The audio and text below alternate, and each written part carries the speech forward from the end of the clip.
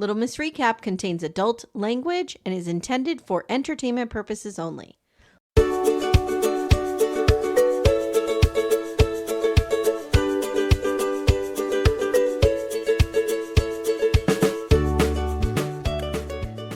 Amanda. Amy. What are you, sucking your mother's tits? What, are you going to share the milk with me? I never nursed, so I don't know if that counts for me as an option. This woman. Amy, she's really sick. She's trash. She is a trash human being. She is a trash human being, but it's more than that. I know. I'm like afraid of her. There's something really wrong with her. The fact that she's like, why would you throw the fact that every man in my life has hurt me because that's my fault? I'm not saying it's your fault that you're hurt. Correct. I'm saying, however, it is your fault that you are absolutely unwilling to do one nanosecond of self-reflection. Yeah, like what is the common denominator here? Right. Much like when I figured out the common denominator was this girl, the one who's speaking into the microphone right now. And I had to go do the work so that I was no longer the common denominator. One of the girls, I was on altar call this week. And yes, how did that go? It was great. I had a lot of fun with Tane. She's fantastic. And she's open to coming on Little Miss Recap anytime. She's a big fan. Good. So, and it's so cool because I was listening to Altar Call before I even started my own podcast. And I was like, oh my God, it was like fangirling out that I was able to be with her. But one of the girls said that exact thing. So this cast is a little older this year. And one of them said, I was the common denominator in all these bad relationships. I had to go do the work and now I'm here. Yep. I'm not sure if doing the work showing up on maps is I know. Right. Hopefully, path. I was assuming she did the work before. Right. But still, if you're okay, you do some work on yourself. Great. Right. So you learn how to build a good relationship because unfortunately, no one teaches us these skills. Sure. If we get into them, we luck into them or we do some work. I lucked into it. Absolutely. No effort here. Yeah. And, but your next step is to go on maths. I know. I wonder if I feel like, and you've spoken about this before, is dating just trash right now? Oh, dating sucks. Dating sucks. There's no ifs, ands, or buts about it. And I think these people honestly believe that Dr. Pepper and Pastor Cal are like matchmakers and know what they're doing. Well, if they watch the previous, I'm like, have you watched? Did you the last 5 Denver? At least? Did you watch Denver? Yeah, the last one season. Have you watched it? Where they took Emily, who never had a relationship before, and put her on the altar. Right, with Brennan. Did you have to bring him up? Oh, well, I was going to say the only good person on that season was Becca, but no. Michael was good. Broke-Down Prince, our buddy, friend of the pod. Right. And Chloe was good. Yeah. But that's it. That's pretty much where that ends. Chloe was decent. She was decent. We don't know much about her. We didn't get much past the animal sanctuary with her. Right. Which, I mean, hey, good on you, girl. Today's Halloween, guys. Happy Halloween, friends. Are your girls doing anything? Of course they're going to a party. Okay. Tomorrow night. Okay. What are we Who's gonna throw, Amanda? This is the new thing. Throw. Who's gonna throw? Throw the party. Okay. Okay. Because in my days, that was like throw hands. Yeah, who's gonna throw down. It's who's gonna throw. Okay. And I don't even want to see the Halloween costumes. Okay. I don't know. Okay. Don't even want to see it, really. Yeah. My stepson's going trick-or-treating tonight. The less I know, the better. Yeah, they're going trick-or-treating with the buddies. He's dressed as some anime, something or another from something. Okay. I don't know. We went to the Renaissance Fair this weekend. And I suggested that he dress in his Halloween costume because it was Halloween weekend. So and people dress in costumes. He's like, no one will understand. It's not the right costume for this. I'm like, okay, I'm telling you, people will be in costumes. He's just thinking it's all Renaissance costumes. And not to be wrong, mostly Renaissance costumes. But there were people in all sorts of outfits. Was there a 19-year-old dark-haired girl from the Bayou in a Cinderella dress? No, I did not see that. Okay. There was, however, there were a lot of there's a lot of steampunk. There's always a lot of steampunk at the Renaissance Fair, which those are the costumes I like the best. I find I don't understand steampunk, but I find a really good steampunk costume really cool. But then there's people dressed as Pikachu, and there's people dressed as Yoda and Han Solo and blah, blah. And did you know all these people? Personally? No, like, do you know all those characters? Yes, I know who those characters are. Okay. Yeah. All right. I know Star Wars. Okay. I don't know Star Trek, but I know a little Star Trek, but I know Star Wars. I've seen them all. Yeah. But he's getting there, and then there's people dressed in whatever the genre of TV show he was, or movie, or whatever he was going to do. He's like, "Oh, what did I know?" I'm like, "Let it go, dude. We tried to tell you. We tried. You didn't take it. You didn't take a parental. I told you so. I did. I try not to. Amanda, you got to take those when you can because it's not often. I know, but he gets real upset, and it's just sometimes not worth it. Well, you know what? You know, it would suffice a little. I might have done a. What are you going to do? Okay. Well, also at Mount Hope Winery, which is where the Pennsylvania Renaissance Fair is, for those of us, those folks not in Pennsylvania, they do a Yuletide thing. Ooh. So, and it's, I think, the Thanksgiving weekend and the first weekend in December, and we're away the first weekend in December. So I think we're going to go for the Yuletide. Because they do, like, apparently it's very Dickensian. Oh my God, maybe Cody and Robin will be there. Oh, maybe to buy their I didn't even think about that. Yes. Ah, there you go. So we'll see. And he said he will dress in his costume for that. I'm like, okay. Okay. All right. Good. If you guys are listening on Monday, November 4th, YouTube Live is tonight. YouTube Live is tonight. For all of you on Patreon and Supercast. And so I've had people reach out. What if we are on Apple subscriptions? Unfortunately, Apple subscriptions gives me zero way to see who you are. You literally show up as a number. Beep, 84, whatever. Right. So if you are dying to come and you're an Apple subscriber, message me, email me, get the information to me somehow, a screenshot of your receipt, your membership, whatever you need, and I'll send you the link. Okay? Perfect. And it's 8:00 Eastern tonight. I'm very excited. I'm very excited too, but I'm really, really glad you posted about it in Backdoor Friends because I'd forgotten to put it on my calendar.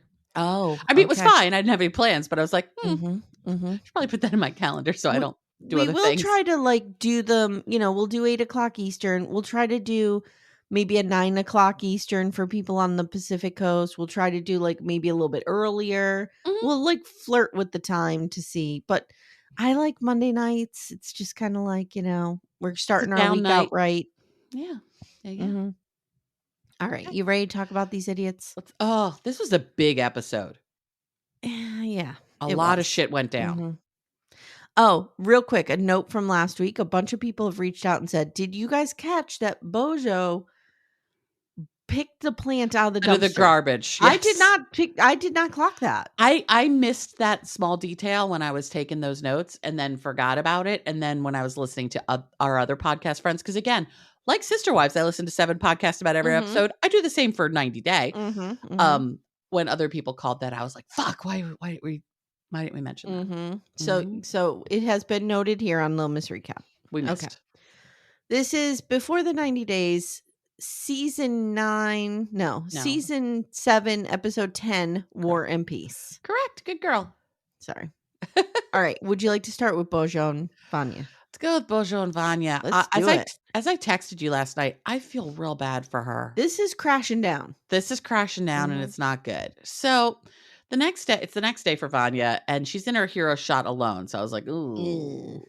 And Split is as gorgeous as this apartment. She's looking out the window. It's right on the coast. Ooh, Amy, we got to get ourselves there. It's absolutely beautiful. Got to get ourselves Let's start a GoFundMe. Okay. She says, even though last night didn't go as planned, she's feeling better about today.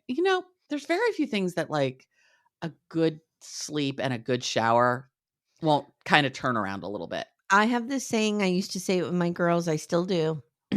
I would say when they were little, just get some sleep because everything is better in the morning. And even now, like when they're sick or something, I'll go, everything's better. And they go, in the morning. And it's true. It's true. You just have a different perspective. It might not necessarily be better, but it feels better. Right. And you're just approaching it with more fresh eyes. Yeah. Yep. How many times do I say to you, I have to sleep on something? Yeah. Yeah. Like 7 times yesterday. So she's doing her makeup. I don't like all of this pink eyeshadow that she's doing. Yeah. I know there is a look to put the eyeshadow underneath the eye. I don't know how to do that. So I will never do that because I'd look ladies like of a certain age over here. We don't. No, I'd look like I have a black eye. So we're not going to do that. But it's a little too much for my taste, but she looks great. And she's confused because he was hugging her, telling her she was beautiful. and then they were just friends. Like it's feeling mixed signally to her. So also him not spending the night, plus the comment at the cooking class, she said it felt humiliating. And she's worried and hopes that with a fresh new day, things better in the morning, things will go better. So 20 minutes later, he shows up. And he's like, I was waiting for him to start throwing pebbles at her window the way he was standing outside.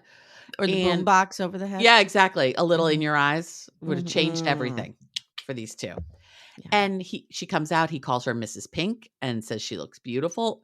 She really is very dedicated to pink. Yeah, that's her signature color. Pink is her signature color. Lady. I was...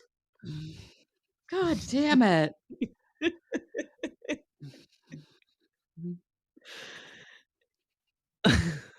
I'm just waiting till you're done. Come at me, Backdoor Friends, if when I do that, if you don't start singing it. I bet you they do. I bet they do. I bet they do. It's a song that it's just singable. You can't stop. With her signature color being pink, I was going more with blush and bashful, a la Steel Magnolias. Okay. Than Pink Ladies, but okay, whatever. She is a pink lady. Okay. And he says, last night was awkward because he thinks they are on different pages for where they are. She wants a relationship immediately, and he's just taking it step by step. And sometimes it's feeling overwhelming for him. So he asks if she has any wishes for the day. And she says, no, like basically I'm in your hands. He says, okay, we're going to go for a walk around Old Town, enjoy the history, etc. This is what I love about Before the 90 Days. Yeah. When we're wandering around these towns. This is why this is my favorite. This and Toe are my favorite. It's very cool. And he makes a joke that the town is actually named after banana splits because he thinks he's funnier than he is. Yeah, dad whipping out the dad jokes. I don't find him really particularly funny. But don't forget, he's, as funny as just like Eddie Murphy, except he lives with his mom. Right. He makes jokes about some statue, and they're like, he's like, my friends used to tell me that statue was me. And she's like, why? Because it's short. Yeah, ha, ha, ha. Okay. So they get to the ancient palace. And again, I'm like, whoa, we got to get there. Bozo says, she starts singing her name in the vestibule. Vanja, Vanja. I'm not even going to try to keep going. He actually had a better singing voice than I was expecting.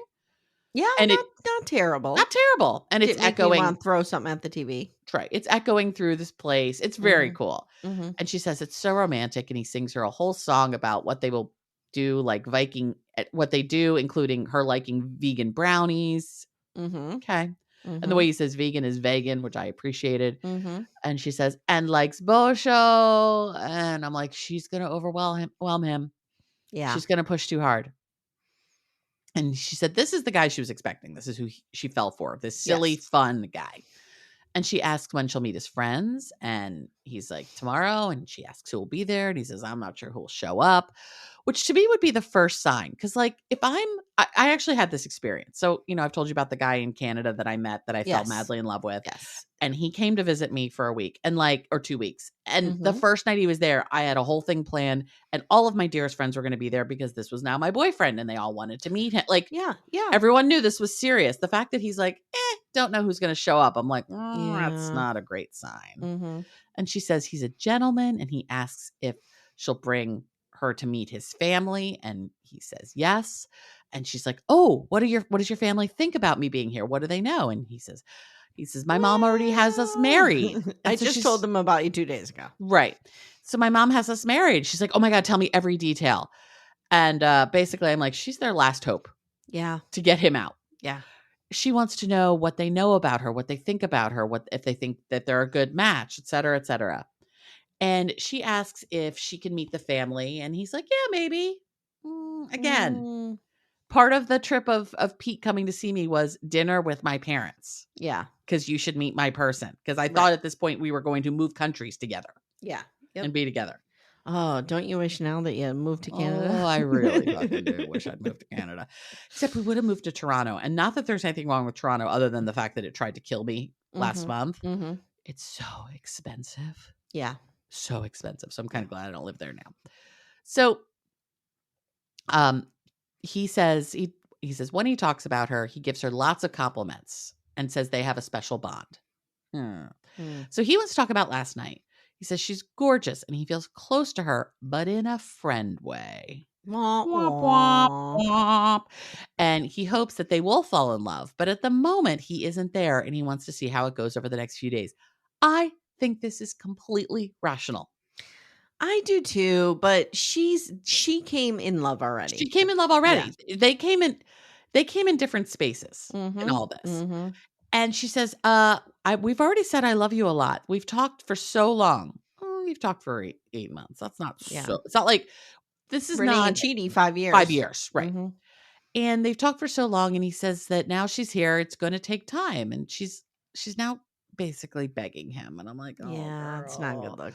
She's like, "I'm here for 3 weeks, this is serious, and we're already more than friends." And he says, "They'll see if there's chemistry," and she asks if there is, and he's like, "In a romantic way?" Yeah, Yeah. that's the chemistry we're talking about here, dude." Yeah. And he's like, it's not there Do for you me think right he's an now." F-boy? I don't think he's smart enough to be an F-boy. Okay. I don't think he's devious enough I could be totally wrong. I'm not a good caller out of fuckboys. I'm Yeah, me really either, not. unfortunately. But I don't know. So we come back and I'm like, this is not going well. And he says for her, hugging him was incredible and she wants her hands all over him and she feels the chemistry and it hurts her that he doesn't. And he thinks it's important to be honest from the beginning. This is the part that's making me feel like he's not necessarily a fuckboy. Mhm. Because if he was just a fuckboy, he'd be like, oh yeah, I have That's chemistry. true. Let's bang it out He would just bang her and be done. and Yeah. be done. And she asks if he finds her attractive. And he's like, yes, you're gorgeous. Mhm. She is. But he wants to see the next few days if the romantic chemistry grows. And if she had the impression that they were boyfriend and girlfriend, he feels bad. It's been great talking to her, but he's struggling to explain. He's overwhelmed by her and he isn't feeling it, but hopes it'll come in time. Mm. So I have had this experience of meeting somebody that I've talked to online for a long time and developed very strong feelings for before I met them in person. Are you talking about me? I've had this experience many times. I'm going to talk primarily about Pete, the guy I dated, but I'll also talk about my friend John, who I was at 21 years old very much in love with. Yes. We are now just friends. It is fine. His husband probably would not like me to take him away from him. So we'll just leave it there. But like that first moment of being in the same physical space with somebody that you have developed this online over the phone relationship with is very weird. Oh, I bet. I can imagine. Very weird. And for me, and see, this might be different because they could do video calls. This was in the 90s for me, so this was not an option. As my kids say, when you dated, it was the 1900s. In the 1900s, what I'm about to describe was how it went. The weirdest part, particularly with John, because I had probably at that point spent hundreds of hours on the phone with him. We'd been talking for almost 2 years by the time we met in person. Oh, wow. Okay. And he had a layover at Dulles. And so he was there for like 4 hours. So I drove down to meet him back when you could like go to an airplane gate and hang out with somebody. Hang out. Anyway, he was on his way to Europe. So I went to meet him. I saw him come out. Well, I saw a couple people going on the plane. I was like, is that him? Is that him? Because I'd only seen photographs when he mailed me pictures. Right. And then it was him. And his voice coming out of his face for probably a good 30 minutes. It's not that it didn't match. It just freaked me out. That's interesting. Because I was like, I know what your voice is. I've seen your face. So but to you marry feel like Bojo's in this space? I feel like he's in a little bit of this space of like, oh, she's now here. Do you feel so? The vibe I was getting is it's a Ramses Marissa situation. I also think there's a bit of that where he's like, "Whoa, your energy's intense." Yes, I think and there's some of nothing that too. wrong with that, but it just doesn't match my energy because he has none. Because he's an unemployed basketball player who picks plants out of trash and lives with his mom. Right. There's not a lot going on there. I wonder how she's going to feel about this romance once she realizes that he is unemployed. I know. Okay. I know. And that he thinks he is on par with Eddie Murphy. Right. Not so much. So she starts crying. He hugs her. He apologizes. She doesn't want to invest in him if he's not investing the same. She wants to be sure that she isn't being a fool. She doesn't want him to parade her around Split and then make a fool of her. He promises to be honest with her. He asks if she wants to slap him. And she's like, no, I just want to hug you. And he says she's amazing. She's insulted and her mind is blown. But at the same time, he wants to use the next 3 weeks to see where this relationship goes. And it's keeping her hopeful. And she doesn't want to force a relationship, but she wants to see where it goes from there. I don't feel good about this, Amy. All right. I'm worried. Just because I like them both. Well, I really like her. I like her a lot too. But her energy is a lot. It's a lot, and that's okay. Like some people just have an intense energy about them. Mm-hmm. I did think that was nice of Nick Lachey to say to Marissa yesterday, like, even though Ramses is saying your energy's a lot, it's not, and it will be the perfect energy for someone. Yep. I thought that was really nice. Because that's important. Yeah, he's hot. Would you throw him a bang? No. I think I could get there with a couple bottles of wine. I mean, let's be real. You give me a couple bottles of wine and I could probably get there with almost anybody. To be fair. So. Could you get there with Scientology Tom Cruise? No. Oh, see? Not everybody then. No, I said almost everybody. Okay. All right. No, okay. I could never get there with Tom Cruise. He's short and he's gross.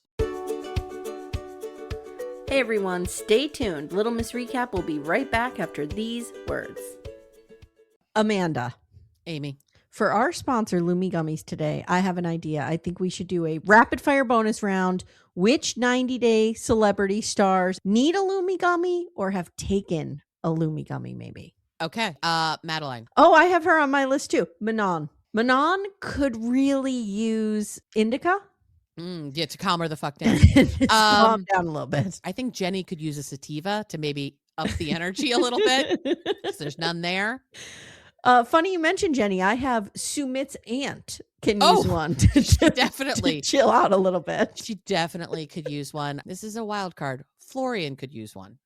I don't know what variety. Yeah, but maybe I feel he like needs a hybrid. I feel like Florian on a gummy would be good. Yeah. I also have Dylan's mom from Dylan and Patia. Yeah. And I have Luke's dad of Luke and Madeline. Yeah. Mm-hmm. Yes. Yeah. And we can use Lumi Gummies as well. Yes. Yes. All the time. Consistent, mellow, and super delicious, Lumi Gummies are specifically designed to make you feel good, not stoned.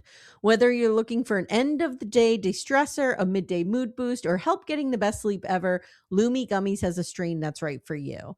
So, Amanda, our flavor that we like a lot in this home is the sour strawberry cookie hybrid.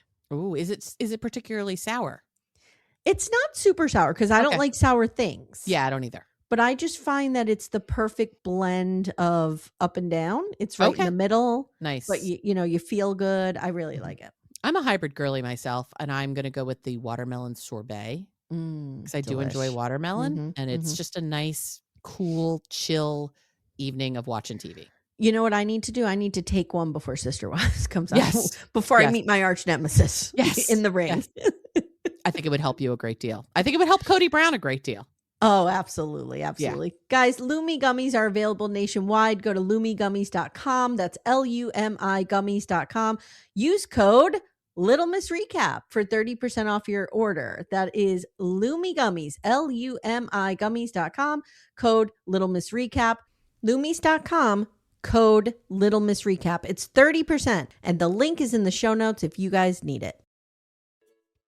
Are you ready for Sunny and Veah? Yes, I'm ready for Sunny and Veah. This took a turn. This did take a turn. Yeah. So Veah is alone and sad and scared, just hanging out in her hotel room, putting a buttload of makeup on. Her nails are so long, Amy. They're very long. Very long. I just wrote, why are you alone and feeling lonely? You have Rory / Jimmy Neutron with you. It's a problem. So she's messaging Veah, or she's messaging Sunny on Snapchat. Did you notice that? They're just using Snapchat. Yeah. I gotta tell you, in my online dating life, anybody says to me, "Can we talk over Snapchat?" We're done. Yeah, that's grown ass. That is the primary way my kids communicate. Oh, I know. Same with my kid. They don't text people. Well, they do text, but it's a lot of Snapchatting and stuff. And from our kid, it's a lot of Discord. We spend a lot of time on Discord. But as a 50s or late 40s person, when I was in the online dating, someone says Snapchat. No. Well, for me, your snaps disappear, and I'm sorry, I need receipts. I need to go back and read stuff because I forget things. I need to lay in bed at night and read over our interactions and fret that I said the wrong thing. Right. I need to hyperanalyze them 17,000 times. Yes. What Snapchat doesn't support that, so I can't do it. So she's asking him to meet, and he says, "You're a heartless bitch. Leave me alone." And she thinks Sonny has just thrown away their entire relationship, and she's real upset about this. Mm-hmm. She says growing up, she was not allowed to show emotions, so she didn't know how to be vulnerable. Mm-hmm. So now the next day, we see her meeting Rory at the market. And she heads over to a street vendor, Amanda, and they don't take Apple Pay. Were you shocked by this? I'm like, what are you doing? Jesus Christ. So she buys a pineapple popsicle, and she has to call Rory to bring some cash over. Mm-hmm, mm-hmm. And then she is amazed that these people have the change in the drawer. I don't think she's ever witnessed an actual transaction before. She may never have witnessed a cash transaction. And here's the thing, though. In Europe, Apple Pay is ubiquitous. It is everywhere. Yeah. But we're not in Europe. No. We are in sub-Saharan Africa. And it's a big city. Vendor. I mean, there are a street vendors here that I would not assume took Apple Pay. Correct. So she explains what happened, and Rory says, I understand, but you need to get this kid back in your life. Why are we doing the kid thing, Rory? What power play is that? Is Rory a bad dude? Is he a good? What is Rory? I can't make up my mind. And here's why I can't decide. And this is not to tie it back to Love is Blind, but this is how I feel about Tyler and his explanation last night. I trust Taylor and Garrett, and they trust him. I know. They are reliable narrators to me, and I trust what they're saying. I know. This woman is not a reliable narrator. I can't get a read on her, so I don't know if he's good. No. I cannot wait to hear what everybody has to say about Tyler and Ashley. I know. Cannot wait. Okay, go on. So he's like, you need to get this kid back in your life. And he says, you kind of need to fall on your sword here. Like, what you did wasn't right. Mm-hmm. And he says, why don't you open up to him and explain? So in other words, trauma dump on him. Right. So tell him all your problems. So he understands where you're coming from. Right. Trauma dump on him, dump all of your shit on him, and then maybe he'll feel really bad for you. Mm-hmm. Mm-hmm. I don't feel like Veah shares information for understanding. I feel like she shares information for sympathy. Yeah, maybe. And I'm not saying that's a bad thing necessarily. The highway is so loud by my house today. Interesting. Some days you just hear it really loud, and some days it's like not even there. Yeah. Can you hear it? No, not at all. It's probably because the leaves are all really starting to fall down, so you don't have the sound barrier of that. That's true. Yeah. So later that night, Sonny comes over. He's ready to talk. He pulls up. He tells the camera he went home, Amanda. He laid in his bed and he prayed to go to sleep so that he wouldn't go crazy. Sonny came home to a favorite. It's all like anytime Sonny came something, I can't not do Sean Colvin. He said he's very hurt and he needs to hear her out. So she gives him flowers and he's like, let's go out on the balcony. Pro tip, don't go out on the balcony with someone you're fighting with. Because they might throw you over. Yes, it's too risky. Do not. Yeah. I mean, she's not a big girl. It's not like me. No, he could. All I have to do is just kind of like hold down. No one's throwing me off a balcony. He could just go bink and she's over and he could be like, oh, she stumbled. Right. Yeah. No, except it did seem like the handrail came up like such like shoulder height. But it's an unnecessary risk. Mm-hmm. I understand. So she explains that she was scared to come here alone and she didn't know if she could have gotten on the plane. And she says she didn't know when or how to tell him because we see he's got a temper. Yes, he does. She says, look, I've had a lot of loss in my life and I didn't want you to leave me like everyone else did. I have trust issues. Now he says, not to be outdone here with the trauma, I also have been left by my dad. Mm-hmm. And I understand what that feels like. Yeah. So I get it. And then she says, okay, hold on. I got one more. I can one up you here. She says, Rory and I do not have romantic feelings together. We're just very bonded because, trigger warning, guys, pregnancy loss. She says, after my brother was murdered, I had a miscarriage and the baby was Rory's. Mm-hmm. And it was the darkest time of my life. And she tells us I had never told him about the baby. She talks more in detail about it. She says that experience bonded them. Mm-hmm. I'm sure it did. She says, now this, I want to know your thoughts here. Okay. She goes, my therapist told me not to talk about my trauma because I'm still processing it. My guess is her therapist told her not to talk to randos about her trauma, but to do it with informed people who knew how to talk through it with her. Yeah, maybe. Like people she loves and trusts and, you know, or what I mean? Professionals. I mean, we don't know her level of, we know the things that have happened. We don't know. Her childhood also was really a shit show. So like, I can't quantify her level of trauma other than to say a lot. I just can't imagine a therapist saying to someone, don't talk about your trauma. It's antithetical to. Well, I think it's don't be very selective who you talk about your trauma that makes with. sense. That makes sense. Yeah. Yep. It's like, I'm not going to go to Wegmans tomorrow and start talking about the fact that like Chip Sinkler threw me down the stairs in the 6th grade. If you go to Wegmans, you might run into Bob. No, he's dead. Right. He's dead. Miss that little guy. So she says she wants to be with him. Sonny says, I'm really sorry for your loss. And he tells us, I understand this better now. Yeah. I understand her better now. And I want her to trust me and open up to me like she does with Rory. Mm-hmm. He says, I don't want to be the jealous boyfriend. But at the same time, it's hard not to be insecure. Okay. He forgives her. He agrees to stay the night with her. She says, don't keep me up all night with your kisses. Which means, please keep me all night with your kisses. Mm-hmm. But first, can we just get a little wax? Go right on that eyebrow. Take that brow off. Yep. If he fixed that, he'd be a really great looking guy. He's really cute. And that's something he could change, so we could pick on it. Yeah. He could change that in 2 seconds. 2 seconds. Bing, bing. That's a choice to have that. Mm-hmm. So he tells the camera he's nervous and there is a strong bond that she and Rory have. And that's where we leave them. They're going to go bang, maybe.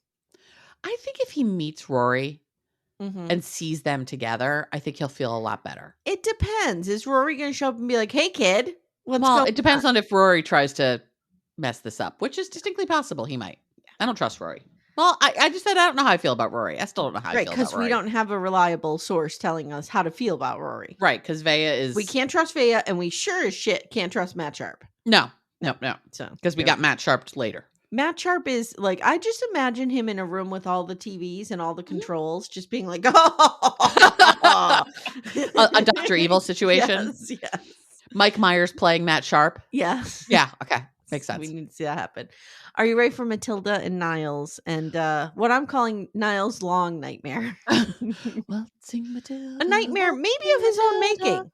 Yeah. Okay. I actually think I have more notes about Niles. Matilda. Again, all of their couple names than I do about everybody else. So the next day, and Matilda's still a little chilly after the great, we're not getting married on this trip. Yeah. But they're off to her hometown. And he says he'll have to tell her family what he told her. And she's just sitting there spraying perfume all over him. His ears, his neck. Does he smell?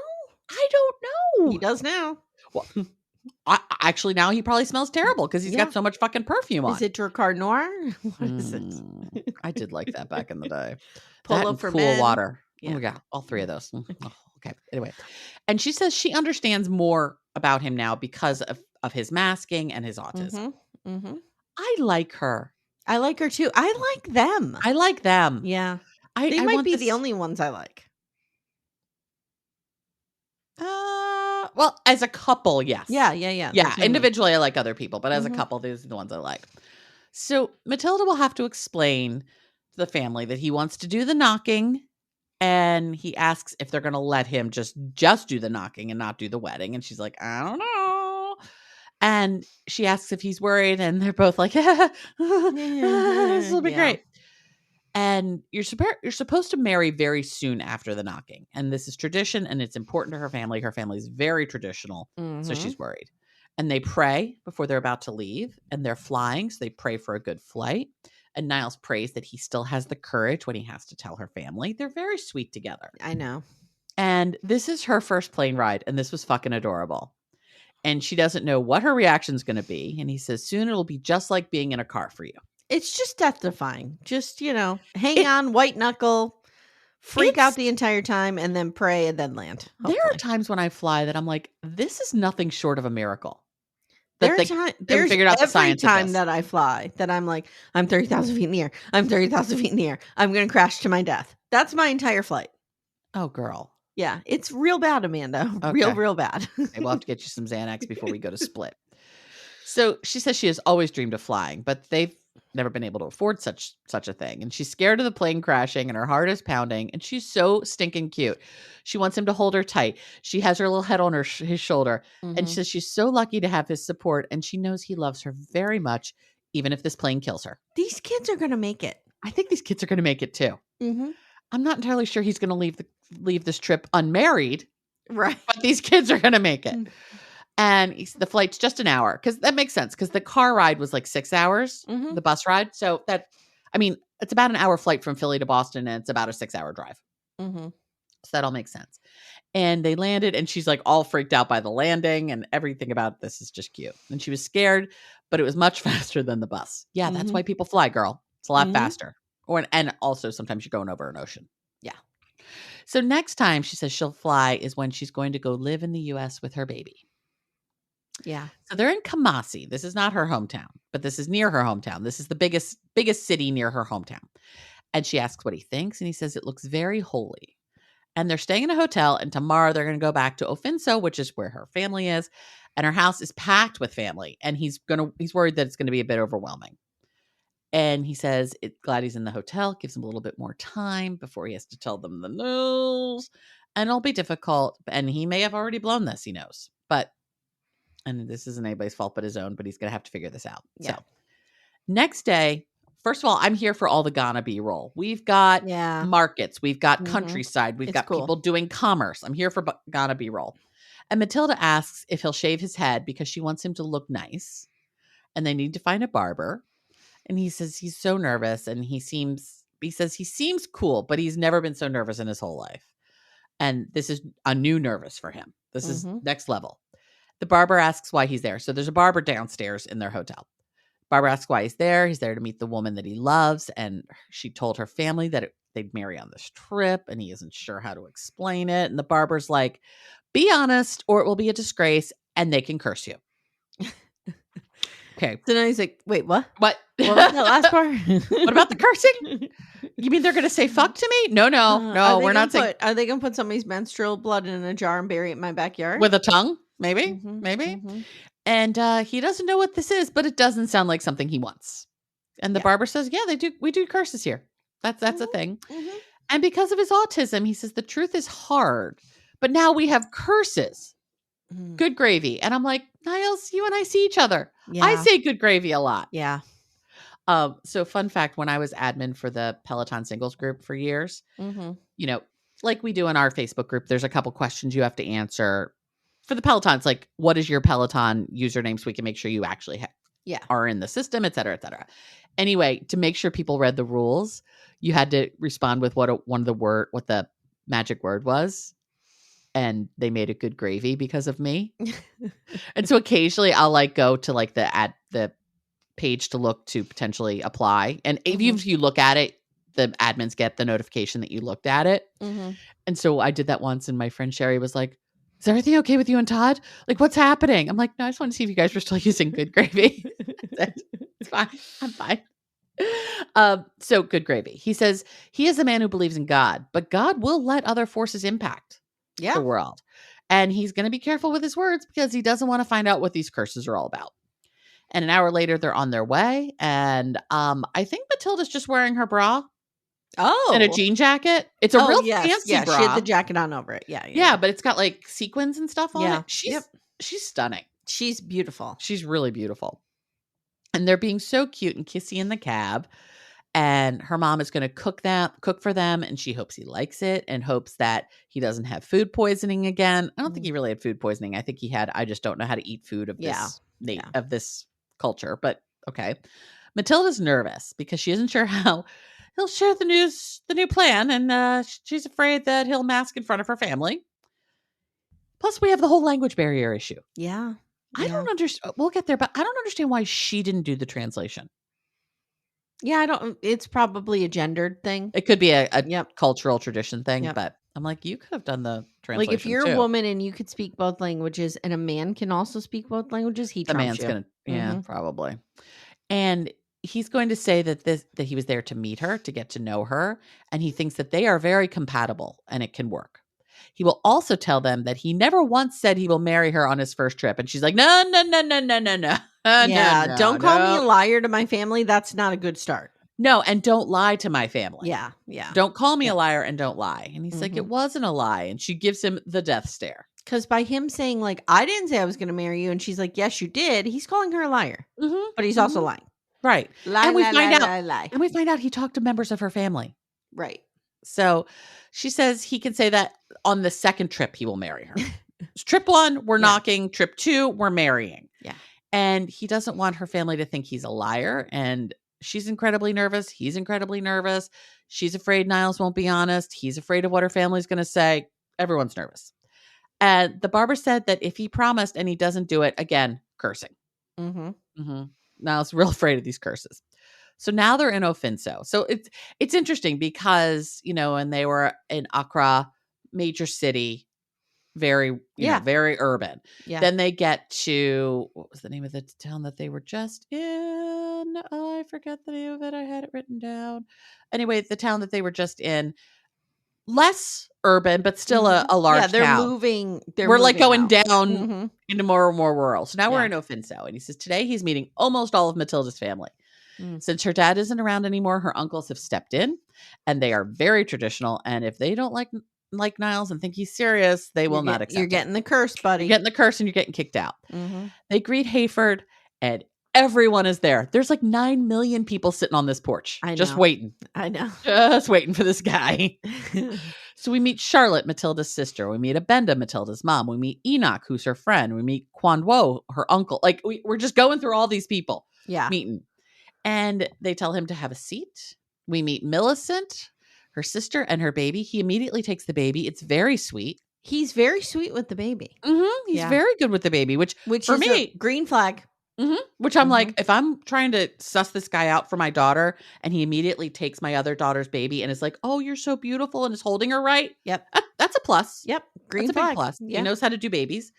And seeing all these people is overwhelming for him. And he says it reminds him of seeing his family at his grandparents. And he wishes his family were there, and because he really could have used them right now for what he has to do. Yeah. But that reminder of being at his grandparents with all of his family makes him feel a little bit more comfortable here because he's done this before. And he says it's great to meet everyone. And he is asked what his mission is here. He says he wanted to come here, meet her family, get to know her. He was thinking about marrying her. And meanwhile, her uncle's translating for the family. And the uncle includes in the translation, oh, by the way, he will take Matilda from us. Was it like, oh, by the way, he's going to take Matilda from us? Or was it, oh, by the way, he'll take Matilda from us? I think it was more the first. You could read that in two very different ways. I think it was more the first in that they weren't pumped for him to take Matilda. Okay. But really, it could be like, we could be free of this bitch. Yeah. Because she's a pain in the ass. Who knows? She's walking around town in her sequin bra and her jean jacket. I don't know what's happening over here. And they say he is welcome and he's being taken in as a member of this family. We got Matt Sharped on this. Yeah, we did. We absolutely did. I'm not surprised. No. And he said, the uncle says, when we talked on video, you said that you would come and stay in our home and then do the knocking and then marry Matilda. Niles literally looks like he's about to shit his pants. Yep. He's holding his own, but he's like seconds from a total breakdown. Niles says to Matilda that he doesn't know where to go from here. And she tells him to tell them about the knocking ceremony plan. And he would like to do the knocking on this trip. And he will return soon to do the wedding ceremony on the next trip. She's doing the whole like Cyrano de Bergerac. Like she is just telling him what to say. Feeding him the exact lines. And that's fine. Just say this. Right. You'll be fine. Yep. Now the uncle just basically gives the TLDR on the plan. Literally says, long story short, this is what he's proposing. Yeah. Yep. And he wants to know if they will accept it. And they're all like, no, not how our culture works. So we return. Niles is now in a bit of a pickle. He told them that he won't marry now and that they are all talking and he doesn't know what they're all saying. So this is really freaking him out. Yeah. He's frustrated. And they're like in a little flurry. Yeah. And it's like, yep. They're all real quickly chatting and going back and forth. And he knows something's happening. Right. And he says, I could tell by looking at their faces that they're angry faces. Yeah. There's a lot of stink eye coming from the women. There is what are you doing here with our girl? promises, especially to a family, are very important, and they could not allow him to marry her at all. Yeah. But the family has decided they will accept the knocking. But after that, he has 2 months to marry her. Mm-hmm. And can he fulfill that? And he's like, there's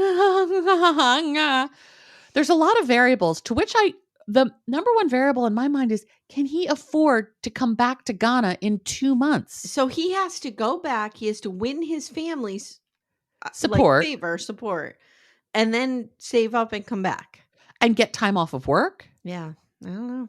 I just remember he does Uber driving too. Like I just don't know if he has the financial means to be able to do this. Plus, bride price. Like, he has to pay the bride price. We haven't even talked about the bride price yet. No, we don't know how much it is. No, we don't know if it's corn oil or what. Like, is it funeral food? You're not dealing with Emily's parents here. You're not dealing with Emily's parents who are like, just give us a playing deck of cards. Great. Wasn't it a goat? Give us a goat. And then keep the goat. Yeah. Because we can't take the goat back to America with us. Just buy yourselves a goat, essentially. Just buy yourselves a goat. Call it our donation. Yep. It's fine. Yep. And she says, tell them that you'll do the knocking and we'll figure it out. So he says, the timer starts with the knocking, and he doesn't want to get supernaturally or physically cursed. Mm-hmm. The only thing he needs to bring back to America is Matilda. Yeah. It's very sweet. And she says, tell them, you can't say the date, but it'll be very soon. He says he has work out the details, and he wants to do the knocking this trip. And that is his promise that he will come back. And at which point he grabs her hand and is like, look at the ring I bought her. Mm-hmm. This is more proof I'm coming back. Like, show them the ring. Show them the ring. Show them the ring. Mm-hmm. That'll help. And he says he'll need some time to get everything ready. And she says, tell him you can't promise the date, but show off the ring. The family understands and will support them with their prayers. And he goes around and thanks everyone in their language. So clearly Matilda prepped him for what to say as a thank you. Great. Good plan. Yep. Or maybe he'd been studying language on his own. I don't really know what the language is in Ghana. I don't know. And Niles feels much better, but he isn't sure how he'll gather enough money to finish all this. That's what I'm worried about. They pray and then they eat. Matilda says that her family may say okay, but she hopes this doesn't make them think badly about him. Mm-hmm. They take this seriously, and if this doesn't go well, he can risk losing their approval. He thanks them for welcoming him, allowing him to eat with them, and everything is just ducky, and we got Matt sharped. Yeah, we got Matt sharped. But it went well. I mean, all told, this went well. Not Coming bad. up in the balance of the season, not so much, but this was good. Hey everyone, stay tuned. Little Miss Recap will be right back after these words. Okay. Are we ready for the seaside chat of Renee and Chidi? Amy. Yeah. Jesus Christ, this woman. So Chidi asks to meet Renee at the beach. So she's in a cab heading there and she's real excited. And she says, Chidi knows that I love the outdoors and I love fishing and he's bringing me to the sea. So this is a really good sign. What a dummy. No, he's bringing you to a public place because you terrify him. And he's bringing you near the ocean so that he could throw you in if you act up. If necessary, if you act a fool. Which, spoiler alert, she does. Or he'll run into the ocean and drown himself if he has to just to get out of this. Yeah. Right. So she says she hopes Chidi told his sister to fuck off and is going to come and live with her in the hotel. Nope, not what happened. Chidi says he picked the beach because it's serene and he's hoping that, he has to have a serious chat with her and that, she'll be calm throughout this. She won't be. She won't be. He really is just a very zen, chill, even-keeled person. There's doesn't seem to be a whole hell of a lot that really ruffles his feathers. And his approach to things is just very rational. I agree. I agree. I really like him a lot. Mm-hmm. Yeah. So plus, he's a really good-looking guy. He is a good-looking guy. He's a really good-looking guy. He says he has to have a serious chat with her, like I said, and it pains him to hurt someone he loves so much. Mm-hmm. He's here to break up with her, essentially. But he says, I do love seeing her. And the coastline is beautiful. Okay. They talk about his sister. She gets there. They talk about his sister. And he says, you know what? You mentioned before this even started that you didn't like sisters. In other words, you came into this. You came into this with an agenda against sister. Yep. An anti-sister agenda. Look, I'm anti-sister too. No, you're not. No, I'm not. You love your sister. Sure. So she says, okay, so now I want to set the scene here. It is really beautiful. Mm-hmm. They're on the coast. Yes. Okay. She says to him, one day you will find a girl who will just sit at your sister's side 24/7, but I am not it. And you can just fuck off, Junior. You like to suck your sister's tits. You never let go. Are you going to share that milk or what? It's really a beautiful scene. It's just It moved you? It moved me. It did. Really did. Yeah. Yeah. I think it was the music that really made it. God, this woman is she's insane. a monster. She is the awful. way that she just flips on a dime. He could say nothing. Right. And she is a very troubled person. The producer asks her in the confessional, "Are you overreacting here about his sister?" She goes, "I don't overreact." Okay. I actually have yet to see you under or react. First of all, everything's overreacting. First of all, I can't even imagine if I was in a fight with Timmy if I called him Junior. Right. Wow. Yeah. That'd be like him calling me Sweetie. Ugh. So Chidi tells the camera she is so aggressive. Yeah. And she's never been in a healthy relationship. No. He tells her, if you want love and respect, you have to give it to others. With your attitude, you will never have a healthy relationship. Mm-hmm. Then she says, I told you, I've had men turn to crack and heroin, and I won't put up with that bullshit. And I chose not to put up with it. And I moved on. And now you're saying the problem is me? The problem is you. The problem is the human race. The problem is the program, Amanda. The program. Yeah. Yeah. When are we getting into I want a lot more details about the program. I do too. I want to know all about the program. Is Bezos behind the program? I feel like probably. He might be, opinion. Or George Soros, or the Illuminati, or the aliens. Mm-hmm. Somebody is responsible for the program. Yeah, I agree. Mm-hmm. So I just wrote, she's a fucking nightmare. The way she talks to him is awful. It's awful. He tells her, look inwards. And she says, you're messing with the wrong freaking ass person. Okay, so you can say, you're sucking your sister's tits. Will you share the milk? But you can't say fucking? You can't say you're messing with the wrong fucking person. You'd say freaking? Right. Okay. Also, you can tell him he's nursing off of his sister and he merely says, look inward, and you freak the fuck out. She is. She's so creepy. So, she tells the camera, he is crossing the line here, blaming me for my past and guys treating me like dirt. And then she says to him, are you using me for a visa? Whoa. Wow. It was only a matter of time. It was. Yeah. Actually, there's been a dearth of, are you using me for a visa combos in this? I agree. In this season. I agree. Yep. So he's like, I have a pretty good life here. Yeah. And if I'm not unhappy here, if I'm destined to go to the United States, then God will make it happen. Then he brings up a good point and he tells the camera, if I wanted a visa, I would have banged her. Right. Yeah. But I would have done everything I needed to do to get myself over to the US. Then he essentially tells the camera, this is a nightmare and this is over. Uh-huh. And that's it. If there was any shot of them potentially reconciling, she immediately blew it. I agree. Immediately. Do you feel like I captured what happened in those 2 to 3 minutes here? I do.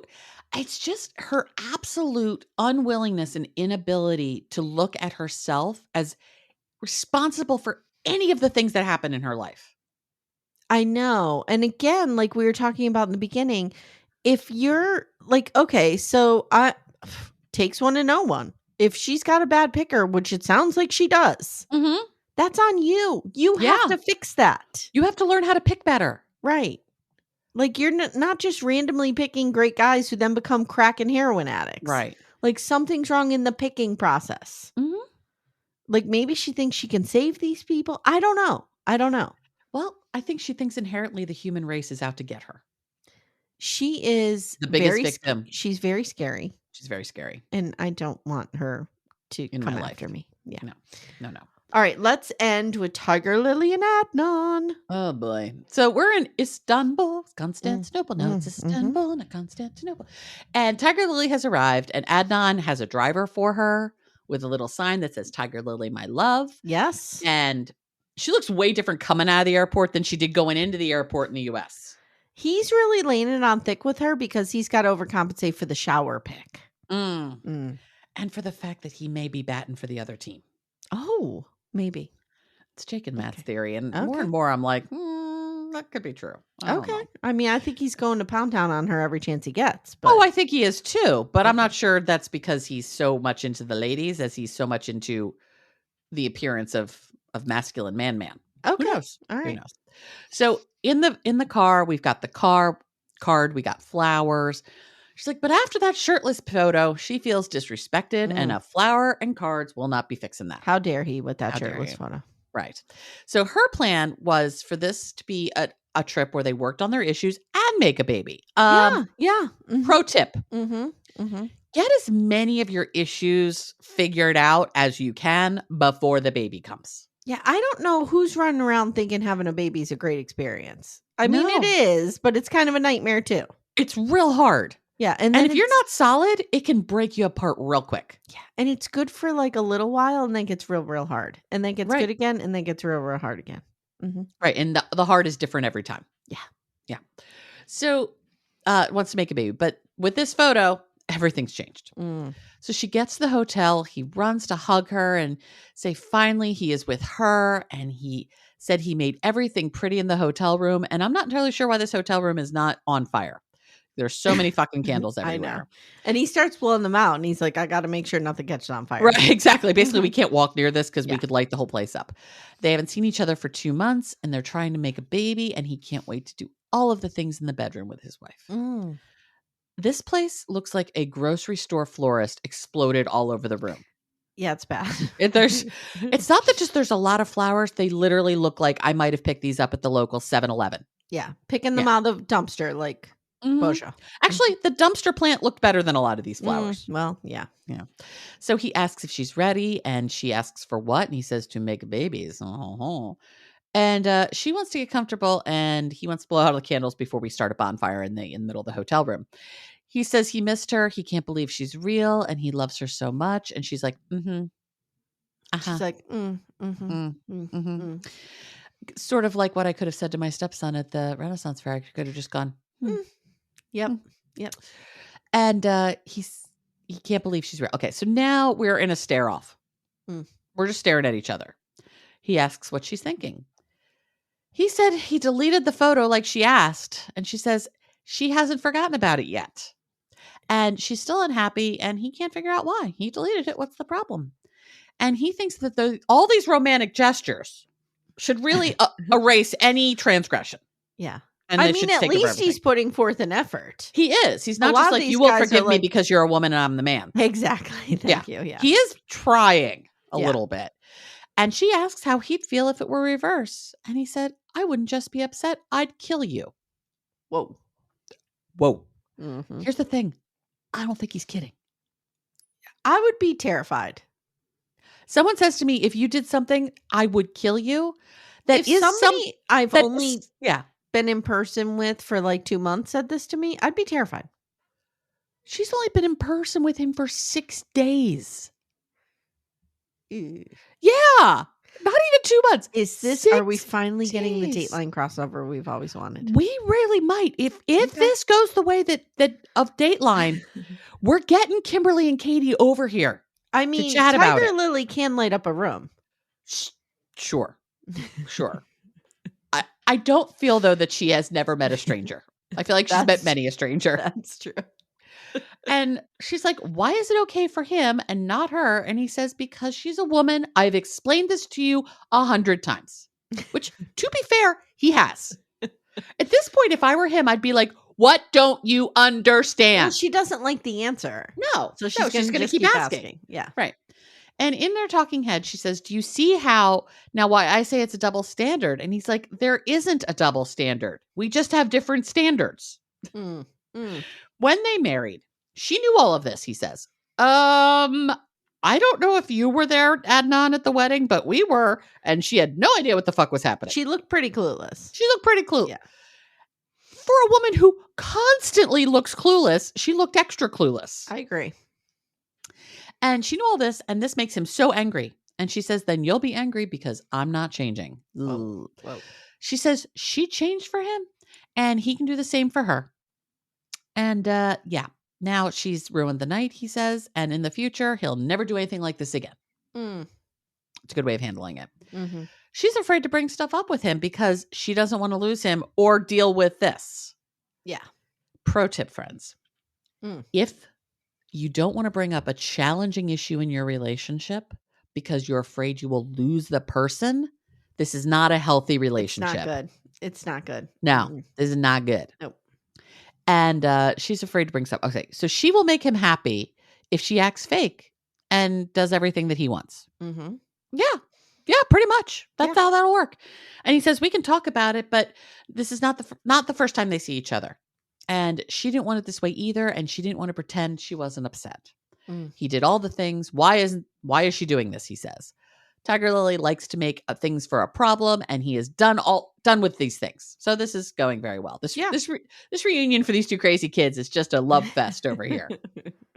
So now we're back. Tiger Lily says it is so frustrating. She doesn't want to fight, but their relationship is so new, and she can't just accept things.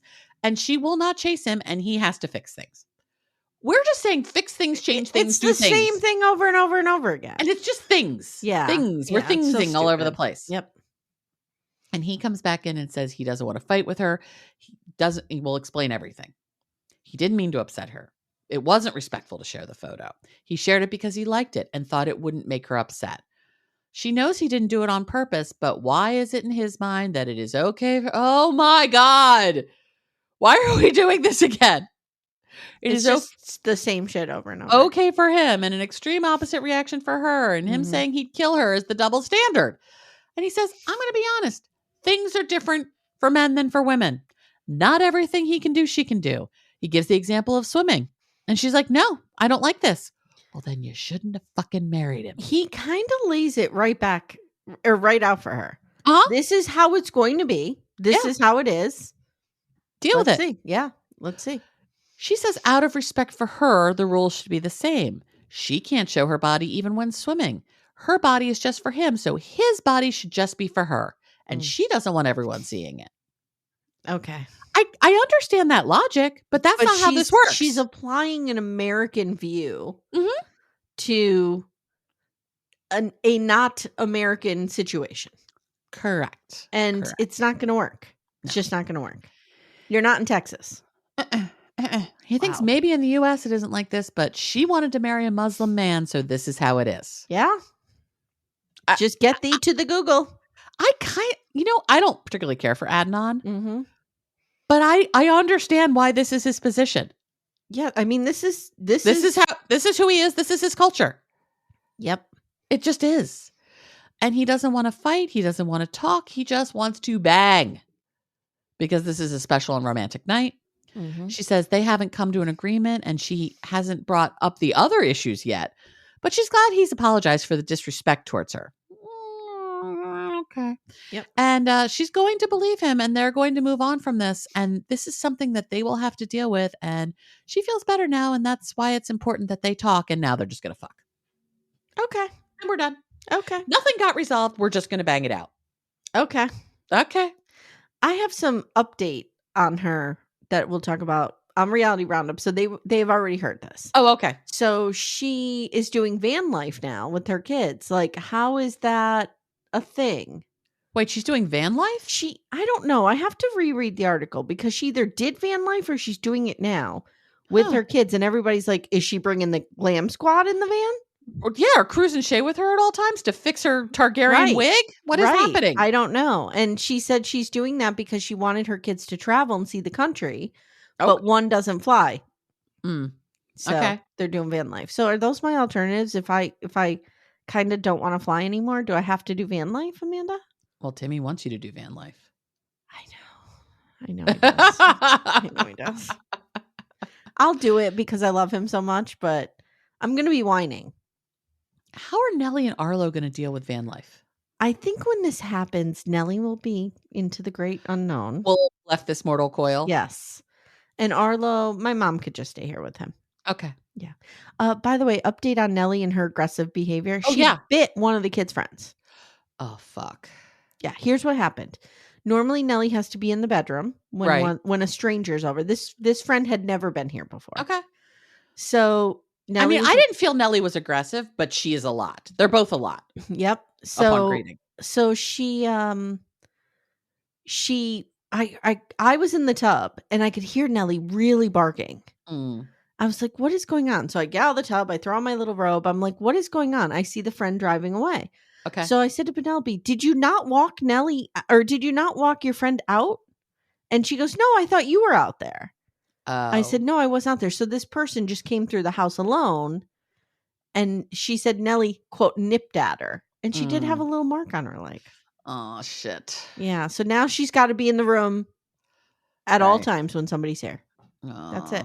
I mean, if she's already met people, she's sometimes fine. If I'm in the mix, she's okay. Okay. But I'd rather not take the chance. Yeah. You know what I mean? Yeah. It was like my cat Grace. She would bite people. And so when someone came over, she went into the basement. Yeah. It's really sad that I have to be like this with her, but it was real hard. It's bad. Anyway, so she'll be gone by the time we do van life. Because we're talking about doing it when the girls are done with school. Okay. So done with college? So we're looking at like 5 4 years at least. Yeah. Okay. Yeah. But, by then I'll be over 50. I it's going to be even less appealing to me. But we'll see. Oh yeah. I'm here from the future of being over 50 to tell you, it's not going to get more appealing. Oh, all right, friends. Amanda, I think we've said it all. I think we've said it all. Any other thoughts? Are you enjoying the season? I love this season. Oh, we have to do the coming up on. Oh shit, yeah. Because it's a whole season of shit. Yeah, we got this is the halfway point. Yes. This is our halfway point. So we're gonna get 20 episodes, and I'm gonna guess we're gonna get two tell-alls, maybe 3. So I'm gonna go through. You tell me if I miss anything, fill in the blanks. Okay. Still to come, guys. Faith asks her family, do you know the illness of the horse? That's one of the things that's on the list. Yes. Oh God. She also rides a pole. That was a fantastic quote that I need to work into my lexicon. Do you know the disease of the horse? We meet Joe and Magda finally, and she's like, you bought me flowers and then you fucked another girl. So that's going well. Loren proposes to Faith's mom. This is fucking ridiculous. Niles is running around trying to get approval for the knocking ceremony. It's not going well. Tiger Lily cries about protecting herself from her husband. Someone in Sunny's family hates Veah. I couldn't tell who it was. I couldn't either, but apparently there's also conversations now about conversion. Yes. And Vanja storms out of a restaurant. Yeah, asks if the girlfriend is still in the picture, and she storms out. Also, Faith did ride a pole. She was doing a little pole dancing. Okay. And what else is here?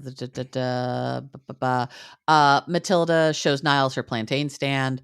And Brian and Ingrid go on a beach bike ride, wheelchair ride. Oh, I didn't even see them. Yeah, It was the first. It was real quick little. Okay. Along the seaside. I hate that motherfucker. I hate him too. All right, guys. So that's it. That's your BT90. You just hate him because he's paralyzed, isn't it? Yes, that's all. He's in a wheelchair. That's all. He is a genuine, wonderful human being. I'm just really... You're just prejudiced against wheelchairs. Yeah. Yeah, essentially. Just checking. All right, guys. If you haven't already, please consider joining our Facebook group, Backdoor Friends. We have a lot of fun in there. The link is in the show notes. The link to Patreon Supercast in the show notes. And don't forget the YouTube Live tonight. Correct. Yes. Correct. We're looking forward to seeing all of you. We will probably discuss the exciting episode of Sister Wives we're getting this week. And anything else you want to talk about. Else. Yeah. Yep. All right, guys. Thank you so much, Amanda. Thank you. My pleasure. Thank you, Amy. And we'll see you next time. Take care, everyone. Bye. Thank you so much for listening to Little Miss Recap. If you'd like to support the show, the best way you can do that is to join our Twin Flame universe, which is our Patreon, Supercast, and Apple subscription feeds. The links for those are in the show notes. You get ad-free episodes and a ton of bonus content. You can also subscribe to the feed so you don't miss an episode, share the show with a friend, and leave a 5-star review. To contact the show, please email me directly at amy@littlemissrecap.com or join our Facebook group, Backdoor Friends. Thank you so much for listening, and we'll see you next time.